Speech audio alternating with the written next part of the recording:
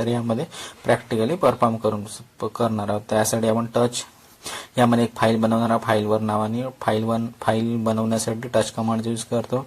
याचप्रमाणे एक डायरेक्टरी बनवणार mkdir डायरेक्टरी वन नावाने ls करणार. तर बघा यामध्ये फाईल आणि डायरेक्टरी दोन्ही बनलेले आहे. यानंतर आता यामध्ये एक युजर ऍड करणार.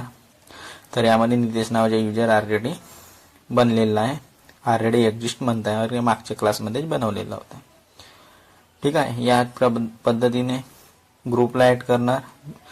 तर बघा ग्रुप बनवणार लिनक्स नावाच्या ग्रुप बनवण्यासाठी ग्रुप ऍड या कमांडने लिनक्स ग्रुप बनवत आहे. ls-l करणार. तर आपल्याला बघा डायरेक्टरी आणि फाईल 1 यामध्ये शो होतं. डायरेक्टरी 1 आणि फाईल 1 म्हणजे डायरेक्टरी आणि फाईल दोन्ही यामध्ये शो होत आहे. तर यामध्ये बाय डिफॉल्ट परमिशन काय, डायरेक्टरीला राईट मॉडिफाय डिलीट नाही करू शकत. ठीक आहे. डायरेक्टरीची परमिशन आहे 755. बघा rwx7 rx5 आणि rx5 755 बाय डिफॉल्ट परमिशन राहते. हे UMAS वरून परमिशन डिसाईड केलेली जाते. ठीक आहे. आणि फाईलला 644 ही बाय डिफॉल्ट परमिशन राहते. बघा rw4 rw6 आणि rr44 याप्रमाणे बाय डिफॉल्ट फाईलला परमिशन राहते. ह्या परमिशन UMAS वरून डिसाईड केलेल्या जातात. आता मला डायरेक्टरी 1 ची परमिशन चेंज करायची आहे. या सर्वांना मला rwx परमिशन द्यायची आहे, म्हणजे मला 77 परमिशन द्यायची. त्यासाठी परमिशन chmod 777 आणि त्या डायरेक्टरीचे नाव लिहिणार. तर डायरेक्टरी 1 तर बघा यामध्ये 777 परमिशन सेट झालेली आहे. ls-l करणार. तर बघा यामध्ये परमिशन सेट झालेली आहे 777 डायरेक्टरीसाठी. यानंतर मला ओनर rwx बाकींना काही परमिशन नाही द्यायची आहे, म्हणजे मला 700 परमिशन द्यायची आहे. ओनरला फक्त 7 असेल, बाकीला ग्रुप आणि अदरला काही परमिशन नाही राहणार. तर बघा chmod 700 आणि डायरेक्टरीचे नाव डायरेक्टरी 1. तर बघा यामध्ये ls-l करणार. तर यामध्ये 700 परमिशन सेट झालेली असणार. तर बघा ls-l करणार. तर बघा यामध्ये 700 परमिशन सेट झालेली आहे. याचप्रमाणे मला फाईलची परमिशन चेंज करायची आहे. मला फाईलला परमिशन द्यायची आहे 755. यासाठी कमांड देणार chmod 755 आणि फाईलचे नाव फाईल 1. तर यामध्ये 755 परमिशन सेट होऊन जाणार. आता परमिशन चेक करण्यासाठी आपण ls-l कमांडचा यूज करणार. ls-l तर बघा यामध्ये 755 परमिशन सेट झालेली आहे फाईलसाठी. आता यामध्ये आता हे न्यूमेरिकल मेथडनी पाहिले, आता आपण अल्फाबेटिकल मेथडनी पाहणार. तर बघा chmod मला ग्रुपला रीडची परमिशन द्यायची आहे, अदरला rw म्हणजे रीड अँड राईटची परमिशन द्यायची डायरेक्टरी 1 ला. त्यासाठी कमांड चालवणार chmod g = r o = rw आणि डायरेक्टरी 1 ला देत आहे.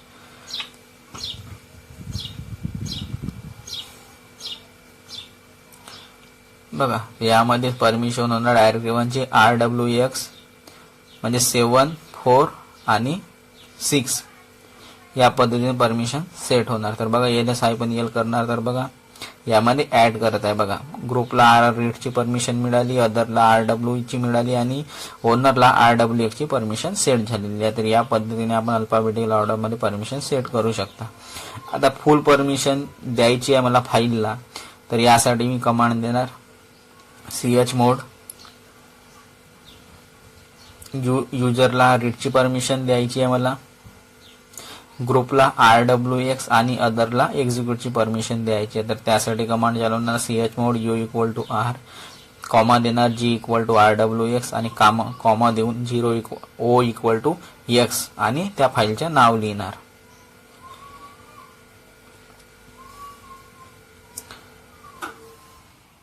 तर त्या फाईलचे नाव लिहिणार. तर बघा यामध्ये फाईलसाठी परमिशन सेट होऊन जाणार. ls-l नी चेक करणार. तर फाईल मध्ये बघा r परमिशन सेट झालेल्या युजरसाठी, rwx ग्रुपसाठी आणि अदरसाठी x म्हणजे एक्झिक्यूटची परमिशन यामध्ये सेट झालेली आहे फाईलसाठी. आता फाईल मध्ये u = w ऍड करायचे आहे, g = w म्हणजे राईटला रिमूव्ह करायचे आहे आणि अदरला rw ऍड करायचे आहे. यासाठी यामध्ये परमिशन मध्ये जाणार chmod u+w म्हणजे आपल्याला राईटची परमिशन युजरसाठी ऍड करायची आहे.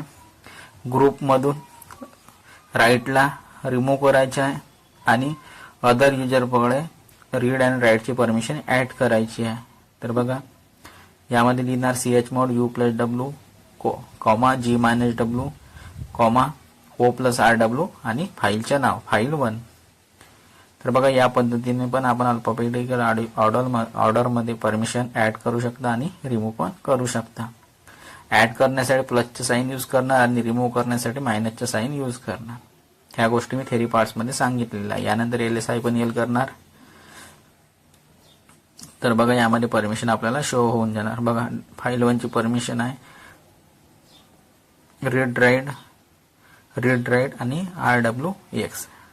ठीक आहे. याच्या पहिले जे परमिशन पहा त्यामध्ये ऍड केलेले रीड मध्ये w ऍड केलेला आहे युजरसाठी रीड नंतर आणि rwx मधून g मधून आपण एक्झिक्यूट परमिशन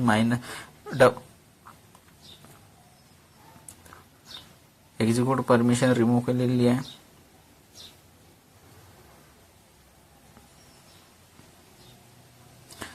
तर या पद्धतीने आपण परमिशन सेट करू शकता. जे पण परमिशन आपल्याला वाटते अल्फाबेटिकल किंवा न्यूमेरिकल मेथडने जे पण मेथड इझी वाटते त्या मेथडने आपण परमिशन सेट करू शकता.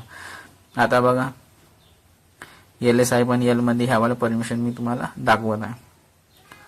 ठीक आहे. यानंतर आता ओनर चेंज करणार. मला रूट युजरला बघा यामध्ये रूट युजर दिसत आहे. मला यामधच्या ओनर नितेश करायचे. त्यासाठी chmod नितेश आणि डायरेक्टरी 1 म्हणजे डायरेक्टरीचं नाव ls-l नी चेक करणार ओनर चेंज झालं काय तर बघा यामध्ये रूटच्या जागी नितेश शो झालेला आहे. ठीक आहे. म्हणजे ओनर चेंज झालेला आहे. याचप्रमाणे मला ग्रुपला चेंज करायचे आहे. तर त्यासाठी कमांड आहे chgrp म्हणजे चेंज ग्रुप.